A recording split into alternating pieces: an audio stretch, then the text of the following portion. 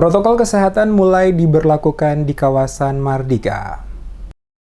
Puluhan petugas gabungan melakukan sejumlah penerapan protokol kesehatan kepada setiap warga masyarakat dan para pedagang yang akan melakukan rutinitas kegiatan di setiap pos pintu masuk kawasan Pasar Mardika dan Batu Merah, Kota Ambon. Pantauan tim Demes Media Group di beberapa pos pintu masuk kawasan Mardika dan Batu Merah pada hari Kamis terlihat sejumlah petugas gabungan yang terdiri dari TNI Polri dan Satuan Polisi Pamong Praja berjaga di depan pintu masuk dan memeriksa suhu tubuh setiap warga, baik yang menggunakan kendaraan maupun semua pejalan kaki yang akan memasuki wilayah pasar. Setiap warga yang akan memasuki kawasan pasar dengan menggunakan angkutan umum maupun kendaraan barang diberhentikan dan diturunkan dari kendaraan, kemudian diukur suhu tubuh para penumpang dan diarahkan oleh para petugas untuk mencuci tangan mereka sebelum memasuki kawasan pasar. Banyak juga warga ditegur petugas karena tidak menggunakan masker sesuai dengan prosedur saat melintas karena pemakaiannya hanya sebatas mulut tanpa menutup hidung secara keseluruhan. Setelah diresmikan dan ditetapkan kawasan Pasar Mardika sebagai kawasan tertib protokol kesehatan di Kota Ambon oleh Wali Kota Ambon Rizat Lohena Pesi pada hari Rabu, ini juga merupakan upaya pemerintah Kota Ambon untuk menurunkan laju peningkatan dan penyebaran COVID-19.